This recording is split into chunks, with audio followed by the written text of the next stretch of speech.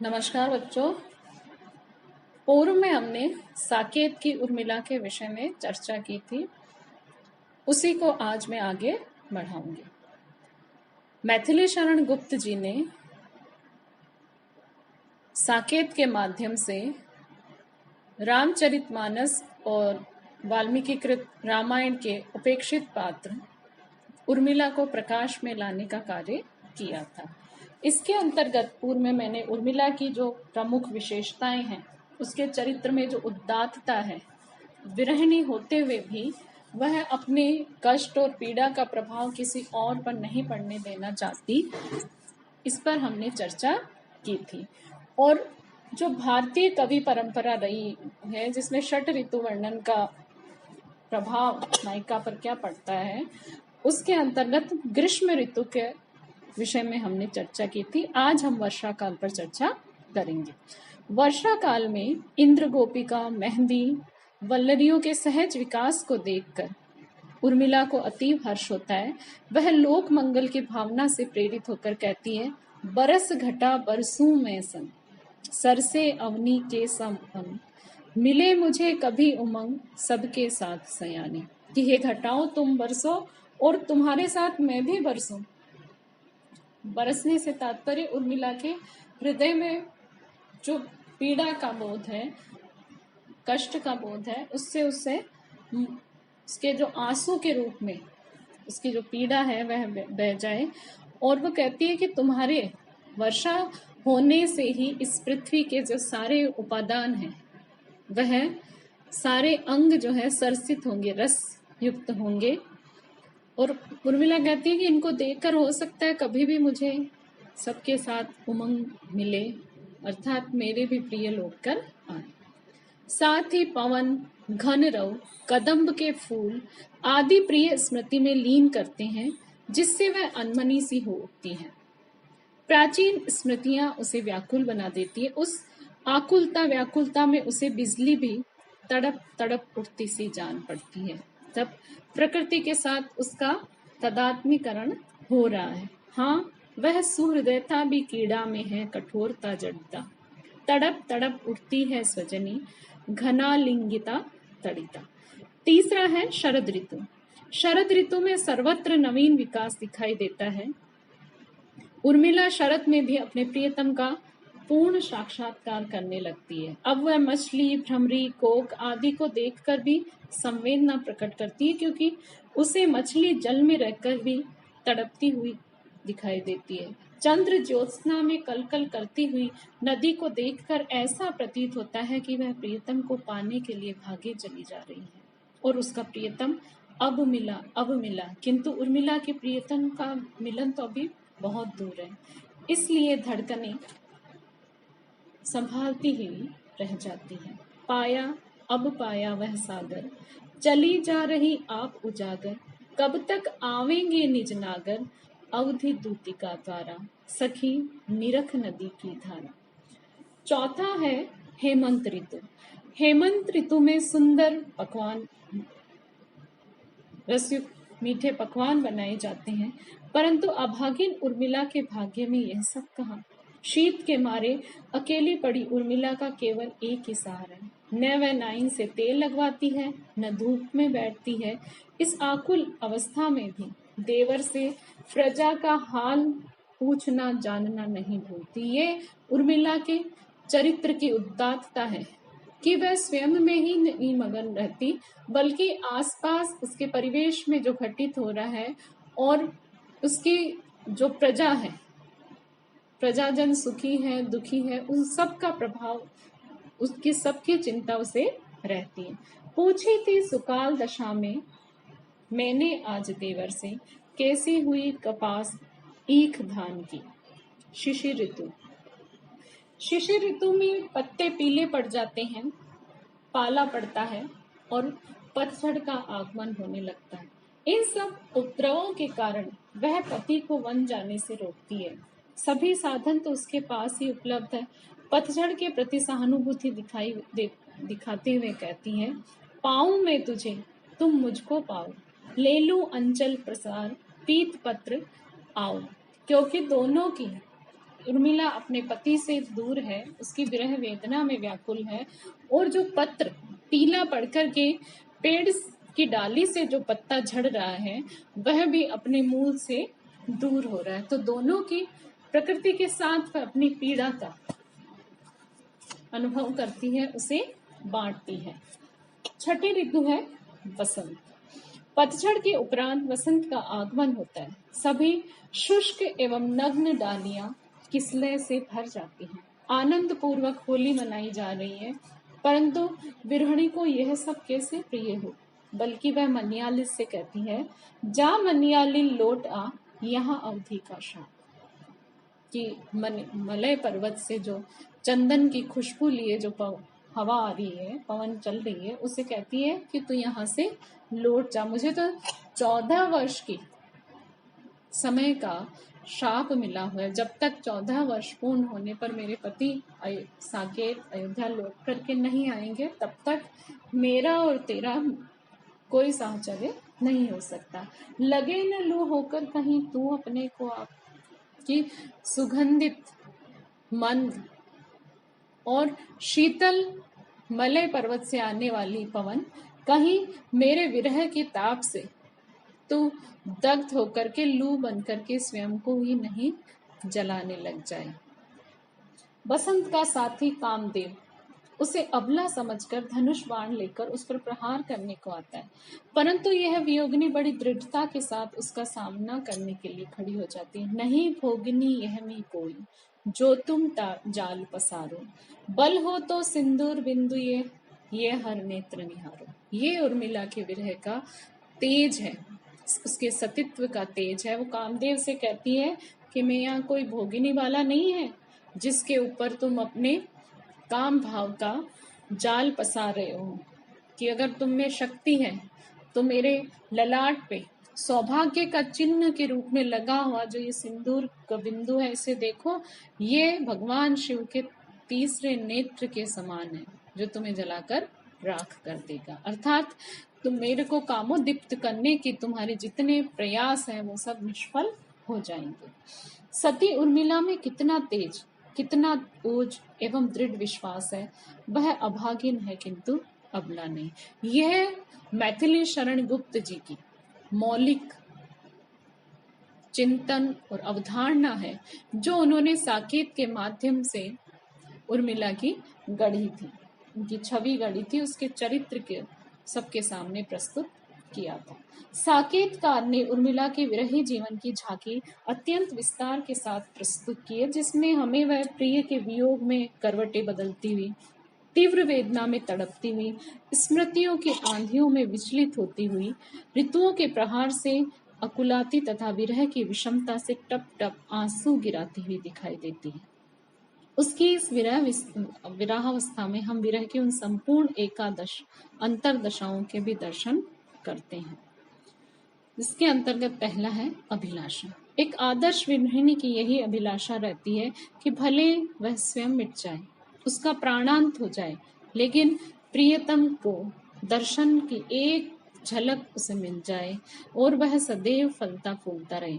अब जो प्रियतम को पाऊं तो इच्छा है उन चरणों की रज में आप समाऊं, आप अवधि बन सकूं कहीं तो क्या कुछ देर लगाऊं, मैं अपने को आप मिटाकर जाकर उनको लाऊं। विरहावस्था में विरही का जीवन तिल तिल कर जलता रहता है और दर्द की दवा प्रेमी से मिलन है। अतः सदैव प्रेमी के संबंध में सोचता रहता है तथा मिलन की आकांक्षा उसके हृदय में अंधकारमय ग्रह के लघु द्वीप की लौ की भांति दीप की लौ की भांति जागृत रहती है। विरह में यही अभिलाषा सबसे प्रधान होती है। उर्मिला के हृदय में भी अभिलाषा जीवित है। वह चाहती है कि उसका पति उसे भूल न जाए। आराध्य युग्म के सोने पर, निस्तब्ध निशा के होने पर तुम याद करोगे मुझे कभी, तो फिर मैं पा चुकी सब है। कि अगर तुमने मुझे याद कर लिया तो संसार का सारा सुख, सारा ऐश्वर्य मुझे मिल गया। दूसरा बिंदु है चिंता। चिंता और स्मृतियां तो उर्मिला के जीवन का अंग ही है। मन को यो मत जीतो, बैठी है यह यहाँ माननी, सुध लो इसकी भी तो। इतना तप न तपो तुम प्यारे, जले आग से जिसके मारे, देखो ग्रीष्म भीष्म तनुधारे, जन को भी मन जीतो। तीसरा इसका बिंदु है स्मरण। स्मरण यानी याद करना, उनकी स्मृति करना। एक स्मरण ही तो है जिसके सहारे उर्मिला दारुण विरह को व्यक्त कर रही है। इस विरह काल में न जाने पिछली बीती हुई कितनी बातें उसे याद आ जाती है। जब वह प्रियतम के पास नहीं है तो उनकी मधुर स्मृतियां ही उसको सहारा बनती है। वह विवाह के समय तो कभी प्रिय का हास परिहास, कभी देवर का हास परिहास, न जाने कितनी स्मृतियां इस वियोगिनी उर्मिला को सता रही है। वर्षा ऋतु आती है तो उसे एक घटना का स्मरण हो आता है। करनी लगी में अनुकरण स्वप्नपुरों से, चंचला सी चमकी घनाली गहराई थी, चौंक देखा मैंने चुप कोने में खड़े थे प्रियतम, माई मुख लज्जा उसी छाती में छिपाई थी। कितना सुंदर चित्र मैथिली शरण गुप्त जी के द्वारा इसमें अंकित किया गया है। चौथा है गुण कथन, जिसमें जो प्रिय है उसके गुणों की बात जो है वह कही जाती है, गुणों का वर्णन किया जाता है। इस विरहावस्था में सदैव प्रिय का ध्यान होने से प्रिय का गुण कथन स्वाभाविक है।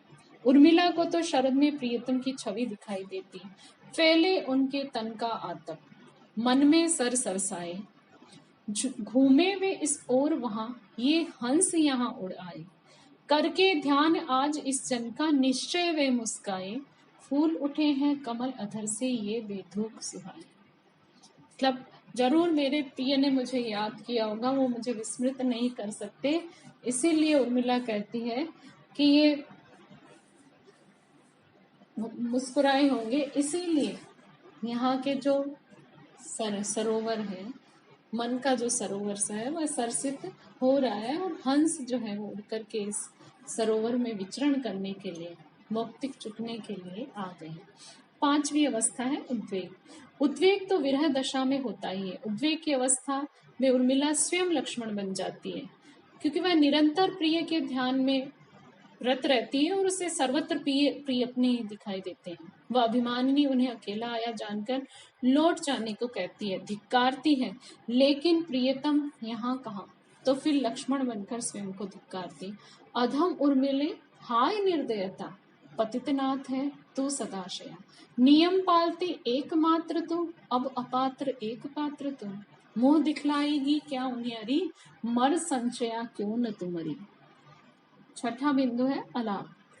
प्रियतम के विरह में उर्मिला प्रलाप करने लगती है। भूल अवधि सुध प्रिय से कहती, जागती कभी आओ, किंतु कभी सोती तो उठती वह चौंक बोलकर जाओ। ये उसकी उदात्तता है कि जब वह नींद में स्वप्नावस्था में रहती है तो प्रिय लक्ष्मण को व्याकुल होकर के बुला लेती है कि आ जाओ, और जैसे ही वो चौंक करके उठती है तुरंत कहती है, नहीं जाओ, मेरे मिलन से अधिक तुम्हारे कर्तव्य के निर्वहन का करना अति आवश्यक है।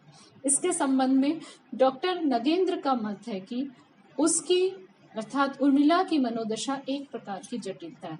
यहाँ वहां पर आदर्श और कामना के बीच संघर्ष। आदर्श कहता है जाओ और भाव कहता है आओ। कवि ने स्वयं लिखा है, मैंने तो यहाँ यही कहना चाहा था कि जागत में अवधि की सुधि बुद्धि भूलकर पीड़ा के कारण अपने प्रिय को पुकार उठती थी, परंतु स्वप्न में भी वह अवधि से पहले उनका आना स्वीकार नहीं करती। ये वे यदि कभी स्वप्न में आ जाते तो जाओ कहकर वह जाग उठती थी। सातवां बिंदु है उन्माद। उन्माद की अवस्था में भी वह स्वयं लक्ष्मण बनकर स्वयं को धिक्कारती है। प्रियतम तपोभ्रष्ट में भला मत छुओ मुझे, मैं लौट चला, तुम सुखी रहो हे विरागिनी, बस विदा मुझे पुण्य भागिनी, हट सुलक्षणे रोक तू नहीं हो, पतित में मुझे रोक तू नहीं हो। व्याधि। प्रियतम के विरह में स्वयं आरती बन जाती है। मानस मंदिर में सती पति की प्रतिमा था, जलती सी उस विरह में बनी आरती आप। नवा बिंदु है जड़ता। जड़ता के कारण ही तो उर्मिला प्रिय के सामने आने पर भी उन्हें अपने व्याकुल मन की दशा नहीं कह पाती है। मिली में स्वामी से, परंतु कह सकी क्या संभल के, बहे आंसू होके सखी सब उपालम में गल के। 10वां बिंदु है मूर्छा। पति के वन गमन की बात सुनते ही वह मूर्छित हो जाती है। इधर उर्मिला मुग्ध नीरी कहकर हाय धड़ाम गिरी। उसकी मूर्छित अवस्था का वर्णन कवि ने इस प्रकार किया है। सखी ने अंक में खींचा दुखिनी पड़ सो रही, स्वप्न में हंसती थी हाँ सखी भी देख रो रही। कितना करुण हृदय द्रावक चित्र यहाँ पर उर्मिला का मैथिली शरण जी के द्वारा चित्रित किया गया। 11वीं और अंतिम दशा विरह की है मरण। मरण विरह की वह अवस्था है जिसमें विरहिणी चेतनाहीन होकर कुछ क्षणों के लिए मृत प्राय हो जाती है। गुप्त जी ने इसका स्पष्ट वर्णन तो नहीं किया है, उन्होंने इस अवस्था की ओर थोड़ा संकेत करके छोड़ दिया है। आई शक्तिमय संभाल तू, रख थाती ये अश्रु पाल तू, यदि मैं न रहूं न सही, प्रिय की भेंट बने यहाँ यही। इस तरह गुप्त जी ने उर्मिला विरह का वर्णन अत्यंत गहन अनुभूति के साथ किया है, जिसमें विरह भावना साकार है और उर्मिला के आंसुओं का योग पाकर अत्यंत हृदय द्रावक हो गई। विरह की अंतः बाह्य सभी दशाओं का वर्णन यहाँ पर हुआ है। यह पर्याप्त मनोवैज्ञानिक भी है। उर्मिला का वर्णन रीतिकालीन कवियों के विरह वर्णन से बहुत अधिक भिन्न है। रीतिकालीन नायिका की भांति वह हाय तौबा नहीं मचाती। उसके विरह में जलन है, वेदना है, एक ऐसी वेदना है जो पूर्ण स्वाभाविक है। वह बहुत सारे अंशों में बहुत जागरूक है और विरह के क्षेत्र में विरह की दाहक आग में जलते हुए भी उसे अपना कर्तव्य भली भांति याद है, स्मरण है और प्रिय भी है। उसके विरह में यदि एक और प्राचीन काव्य शास्त्र की छाया है तो उसमें नूतनता का समावेश भी गुप्त जी के द्वारा किया गया है। उर्मिला एक नहीं पूरे 14 वर्ष तक विरह अवस्था में दग्ध रहती है।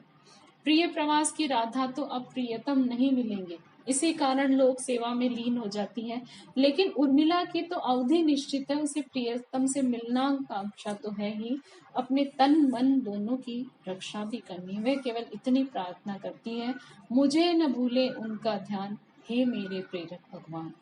लक्ष्मी सती आधे से भी वह महान है। डूब बची लक्ष्मी पानी में, सती आग में पैठ, जिए उर्मिला करे प्रतीक्षा, सहे सभी घर बैठ।